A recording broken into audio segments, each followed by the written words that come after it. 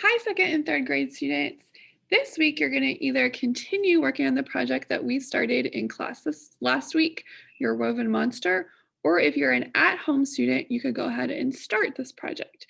If you're an at-home student, you're going to have a few less days to work on it, so feel free to do something less complicated, and you might not have some of the supplies like the eyes and the pipe cleaner. So if you just want to do a plain weaving or a smaller weaving, that's totally fine. And keep in mind, you could replace the eyes with just a piece of paper that you cut into a circle, and you could replace the pipe cleaner with just a piece of string. So all you absolutely have to have is a piece of cardboard cut to 6x4, one long piece of string, and then something to weave into it. So obviously yarn would be the most obvious choice, but you could also use strips of paper or strips of fabric. So I'm going to show you a PowerPoint in just a second, and it has a video on it that shows you how to warp your loom. The strings that are here called the warp. The strings that go across and form your monster, those are called the weft. So in the PowerPoint, it shows you how to do that. You're going to cut 8 slots, although I don't think I cut 8 in the video, but you cut 8 slots at the top, and then straight across you cut 8 slots at the bottom, and then you string one long piece of string that's about a yard long into your loom like that. If you're at school, you already have that step done, so you won't need to worry about it. So let me show you this PowerPoint. So I try to put it together in a way so that you can just skip to the step you need.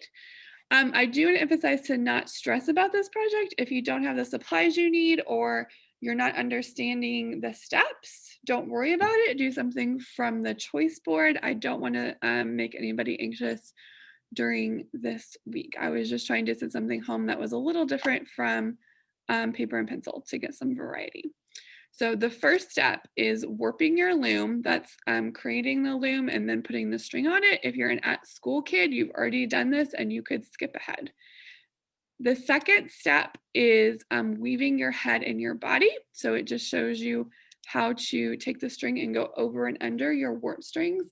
Again, if you're an at school kid, you could probably skip this step as you've already started this. And then as you go through the PowerPoint, there's a video that shows you how to create your arms, a slide and a video that shows you how to create the legs, a slide and a video that shows you how to do the hair, and then how to take your monster off the loom.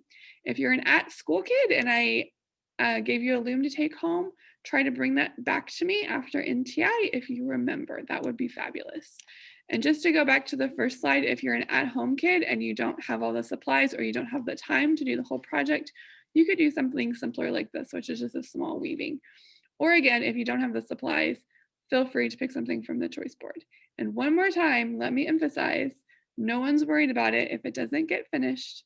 So don't stress about it. Feel free to choose something from the choice board if it's not going to work out for you and your student. That's all. Have a great weekend. Bye.